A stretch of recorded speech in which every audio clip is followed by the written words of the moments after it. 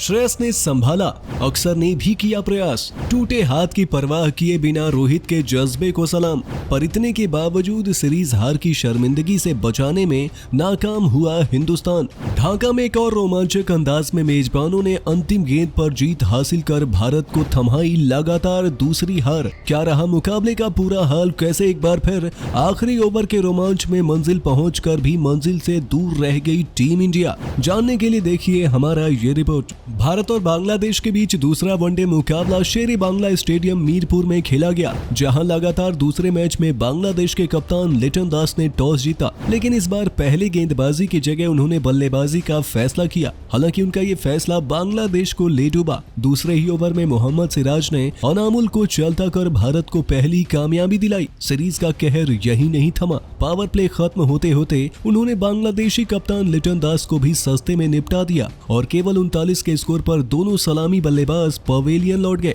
दोस्तों, इससे पहले कि बांग्लादेश की पारी संभल पाती, भारत के रफ्तार के सौदागर यानी उमरान मलिक ने 151 की रफ्तार से एक ऐसी खतरनाक गेंद डाली कि जब तक नजमुल हसन शांतु का बल्ला नीचे आता तब तक गेंद ने स्टंप्स को बिखेर दिया था। 52 के स्कोर पर बांग्लादेश को तीसरा झटका लगा और यहाँ से पारी संभालने की जिम्मेदारी उनके दो सबसे अनुभवी शाकिब और मुशफिकुर रहीम के ऊपर था। लेकिन इस मुकाबले में दोनों ही बड़े नाम एक के बाद एक चलते बने। वाशिंगटन सुंदर की फिरकी ने बांग्लादेश की कमर तोड़ के रख दी। पहले शाकिब और फिर उसके बाद एक ही ओवर में मुशफिक और अफीफ को लगातार 2 गेंदों के अंदर सुंदर ने बाहर का रास्ता दिखाया और केवल 69 रनों के अंदर 6 विकेट खोकर मेजबान बिल्कुल ही लाचार नजर आ रहे थे। और तब भारतीय टीम के पास बांग्लादेश की पारी को जल्दी से समेटने का एक सुनहरा मौका था। लेकिन इसके बाद जो हुआ उसने सभी भारतीय क्रिकेट फैंस को हैरान और परेशान करके रख दिया। पिछले मुकाबले के हीरो मेहंदी हसन मिराज एक बार फिर भारतीय टीम के रास्ते में आए और इस बार उनका साथ महमूदुल्लाह रियाद ने निभाया। यहाँ से दोनों ने एक शानदार साझेदारी निभाकर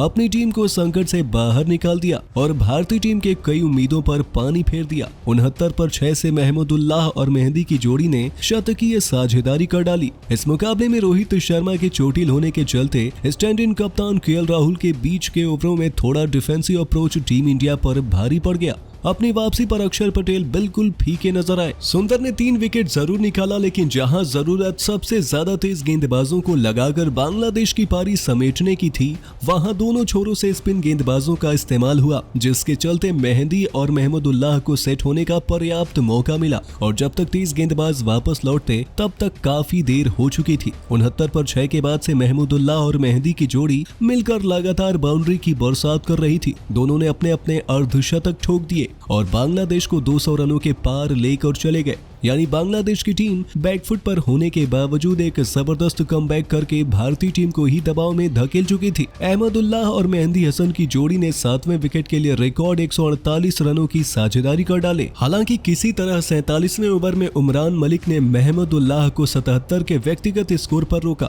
लेकिन उसी ओवर में आउट ऑफ द सिलेबस बनकर आए नसूम अहमद ने आते ही चौकी की बारिश कर दी। दूसरे छोर पर पिछले मैच के हीरो मेहंदी हसन मिराज अंत तक खड़े रह गए और इस बार तो इस खिलाड़ी ने 83 गेंदों में 8 चौके और 4 छक्के की मदद से शतक ही ठोक दिया। आखिरी 10 ओवरों में भारतीय गेंदबाजों ने 100 से ऊपर रन लुटा दिए और बांग्लादेश, जो एक समय 150 करने के लिए भी दुश्वार था, उन्होंने 50 ओवर में 7 विकेट पर 271 रनों का पहाड़ खड़ा कर दिया, जिसको चढ़ने के प्रयास में भारतीय टीम की शुरुआत बेहद खराब रही। रोहित शर्मा के चोटिल होने के चलते शिखर के साथ विराट कोहली ओपन करने पहुंचते हैं, लेकिन टीम इंडिया का एक्सपेरिमेंट बुरी तरह फेल हुआ। दूसरे ही ओवर में इबादत हुसैन ने कोहली को केवल 5 के निजी स्कोर पर पवेलियन की राह दिखा दी। जहां इबादत की रफ्तार ने विराट को चकमा दिया, तो दूसरे छोर से मुस्तफिजुर रहमान की वेरिएशन ने शिखर धवन को सस्ते में निपटा दिया। भारत के 2 सबसे बड़े बल्लेबाज एक के बाद एक पवेलियन लौटे, तो यहाँ पर युवा वाशिंगटन सुंदर को प्रमोशन मिला, लेकिन इस मौके को सुंदर भुनाने में नाकाम हुए और बांग्लादेशी स्टार ऑलराउंडर शाकिब अल ने सुंदर को बाहर का रास्ता दिखाया।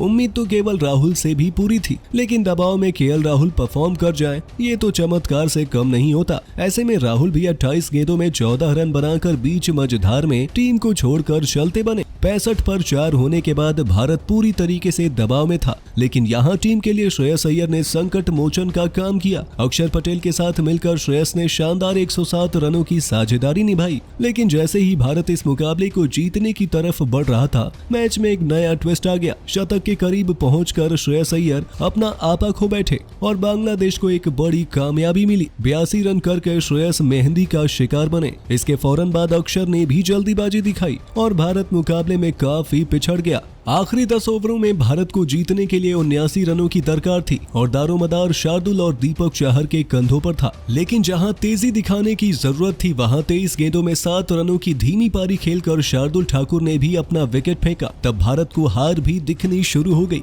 पर तभी अचानक से मैदान में भारतीय कप्तान रोहित शर्मा ने कदम रखा। टूटी हुई उंगली के बावजूद हिटमैन के लिए लड़ाई जारी रखने के इरादे से पहुंचे। हालांकि शुरुआत में रोहित को थोड़ी दिक्कतों का सामना जरूर करना पड़ा, लेकिन जैसे ही इबादत हुसैन के 1 ओवर में 2 छक्के रोहित के बल्ले से निकले, यहां से पूरे भारत को एक नई उम्मीद जगी। हिटमैन अकेले दम पर भारत को जीत की तरफ ले जा रहे थे। मुकाबला बांग्लादेश और रोहित शर्मा के बीच का रह गया था। आखिरी 3 ओवर में भारत को जीतने के लिए 40 रनों की दरकार थी, लेकिन तभी 48वां ओवर लेकर आए मुस्तफिजुर रहमान ने सिराज के सामने एक मेडन ओवर डालकर मुकाबला बांग्लादेश की तरफ झुका दिया। अब यहाँ से 12 गेंदों में 40 रन चाहिए थे और छक्कों के बिना काम बनने वाला नहीं था। इतने दबाव में भी रोहित ने हिम्मत नहीं हारी। 49वें ओवर में महमूदुल्लाह को हिटमैन ने 2 छक्के ठोके और पूरे ओवर से 20 रन लूटकर अपने दम पर मुकाबला आखिरी ओवर तक पहुंचा दिया। आखिरी 6 गेंदों में भारत जीत से 20 रन दूर था और बांग्लादेश को 1 विकेट चाहिए था, लेकिन भारतीय कप्तान इतनी जल्दी हथियार डालने वालों में से नहीं थे। पहली गेंद खाली जाने के बावजूद रोहित ने अगली दोनों गेंदों पर चौका लगाया। 3 गेंदों में 12 रनों की दरकार रह गई। यहाँ एक गेंद मिस हुई, जिसके बाद आखिरी 2 गेंदों पर 2 छक्के लगाए बिना बात नहीं बनती,